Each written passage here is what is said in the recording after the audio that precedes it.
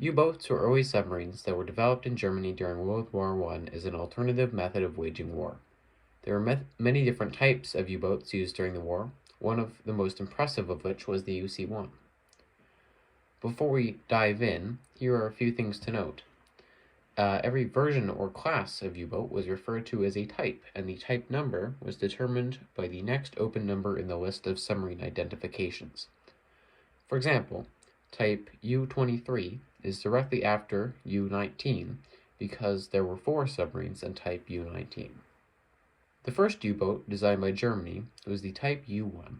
Only one was made and it ran on kerosene. It could not turn well, and the submarine's engine could only go at top speed.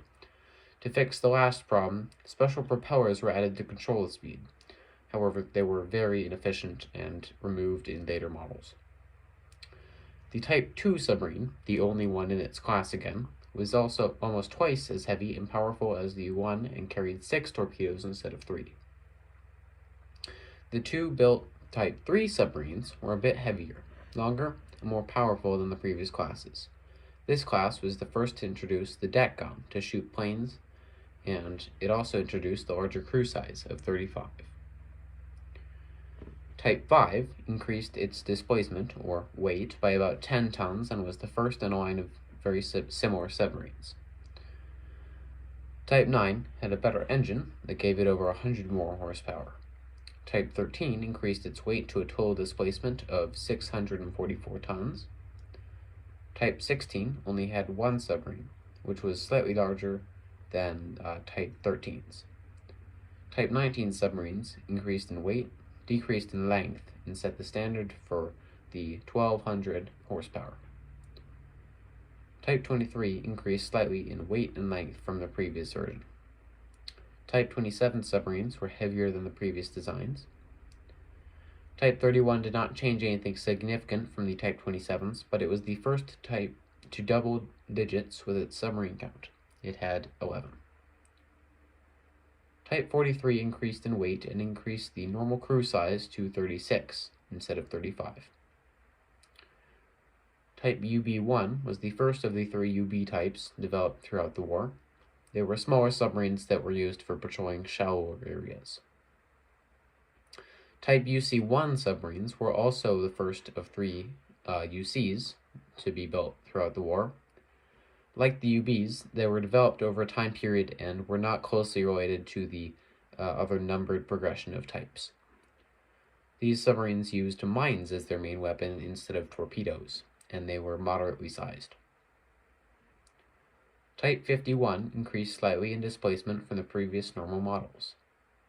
Type 57s were longer but weighed slightly less. Type 63 had a greater displacement and length than any previous type.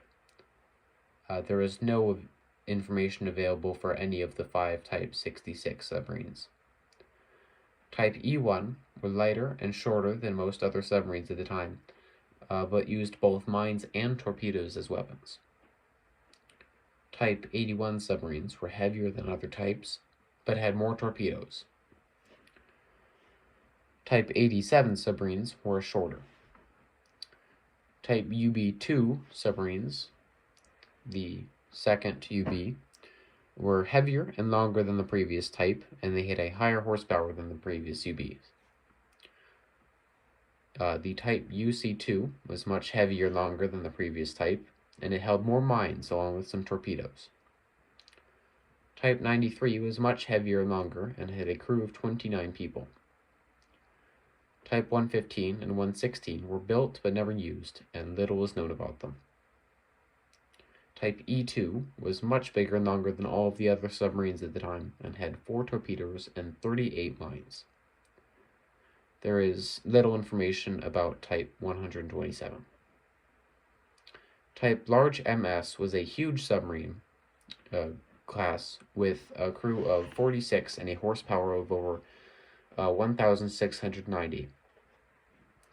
Type 139 weighed over 3,000 tons, but was shorter than the other submarines. The weight came from its engine, which gave it an incredible 2,400 horsepower. Type UB3, developed near the end of the war, was much heavier and longer than the previous in its type, and it had a higher horsepower. Type UC3 was heavier and longer than the previous type, it had a higher horsepower, and it held less mines than the UC2. Type 142 was even heavier than Type 139 submarines, and it had an even greater horsepower. Finally, Type 151 was lighter than other recent types and held 24 torpedoes. The last submarine in the list, Type 158, has little information available. The UC-1 type of submarine was another impressive German technological feat. It was one of the first strictly mine-laying submarines in existence. Instead of having torpedoes, these submarines were armed with 12 mines that were to be deployed near enemy ports. As you can imagine, a mine-laying submarine going on the offense took the Allies completely by surprise. Germany was incredibly quick in making these submarines. According to Covert Shores, the first boat, UC-1, was ordered in November 1914, launched 6 months later in April 1915, and commissioned in July 1915. And less than a month later, it claimed its first victim, HMS Lightning, a Janus-class destroyer. These submarines were smaller than usual, only requiring a 14-man crew. This also allowed them to move stealthily, a feature that they would exploit to be able to place mines right off the British shores. In the front of the ship, there were 12 mine tubes. These mines would be dropped out of the bottom. In order to load the mines, flaps on the top of the submarine were opened and the mine was carefully secured in. When the submarine went underwater, these tubes would actually fill up with water.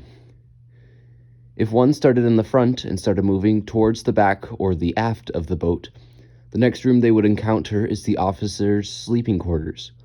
This room had 2 berths and storage for personal belongings. Next to the officers' sleeping quarters was the control room. In this room, there was a ladder up to the top hatch, and there was a ballast. Put simply, a ballast is a container for water on the submarine. Allowing water to enter or pumping water out changes the submarine's weight, thus changing whether it is sinking, staying level, or rising to the surface. Connected to the control room was a bedroom for the crewmates. There were 4 berths, and there was also a ladder that connected to the aft hatch of the submarine. In the back of the submarine, there was an 80-horsepower diesel engine connected to a screw propeller. The direction was controlled by a rudder and a hydroplane.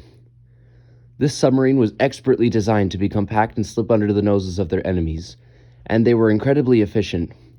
According to the First World War, these submarines sank more than 1 million tons of Allied merchant ships. But how did the naval mines work? Well, naval mines were first thought up during the American Revolution. David Bushnell, a Yale student, discovered that gunpowder could be exploded underwater. He was authorized by George Washington to use his powder kegs on the incoming British Navy, and while they did almost nothing to damage the ships, it sparked a new military technology idea. Fast forwarding 137 years, 3 different types of naval mines had been invented: bottom, moored, and drifting mines. Drifting mines could float and drift freely on the surface, while bottom mines didn't move. Moored mines were floating, but they were anchored so they didn't drift far. Mines also differed in detonation detection. Naval History and Heritage Command explains this simply. Contact mines require contact by a vessel for them to explode. Influence mines are detonated by the presence of a ship, be it magnetic, acoustic, or pressure. Controlled mines are detonated from a shore station and are designed to either be offensive or defensive. Keeping this in mind, the German UC-1 submarine used more contact mines. When they were released out of the bottom of the submarine, they would sink until they hit the bottom of the sea. Then, the anchor's legs would unfold, and a pulley system would allow the explosives to rise, but still be tethered to the right location. Any ship that bumped this would explode because it was a contact mine. However, sometimes the contact mine would become active before leaving the submarine's mine capsule, and as you can imagine, this was not preferable. There were 15 UC-1 submarines in total. UC-1 was mined by the enemy. UC-2 blew itself up and then was somehow rammed by a steamboat. UC-3 was also mined by the enemy. UC-4 scuttled itself when Germany was evacuating Belgium. Scuttling a submarine basically means it sinks and they explode it so that the enemies don't get their hands on it. UC-5 also tried to be scuttled, but it didn't explode. UC-6 destroyed a total of 63,000 tons of Allied ships, but was eventually mined by the enemy. UC-7 was mined returning home. UC-8 ran aground, and it didn't actually sink any ships.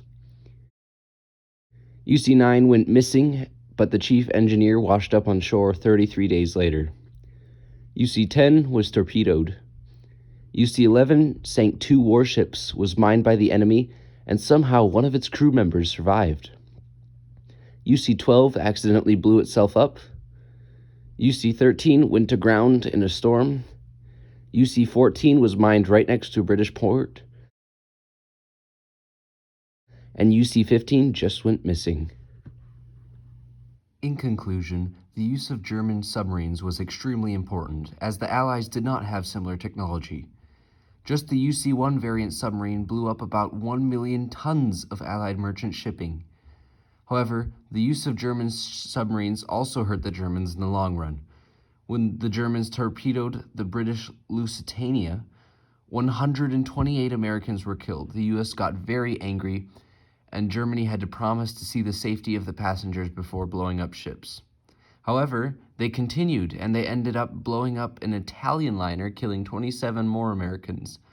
The Americans got even more mad, but Germany was confident that they could win the war, so they returned to unrestricted submarine warfare. Still wary of the US, they sent the Zimmermann Note to the German ambassador in Mexico, talking about how to attack the US if they joined the war. However, this note was intercepted, and the United States was so mad that they joined the war. Just because of Germany's use of submarines, the US joined the war with the Allies, which completely changed the trajectory of the war. After the failed Schlieffen Plan, Germany loses the war, and the US takes part in the final treaty negotiations. In the end, German submarines played a huge role in the First World War.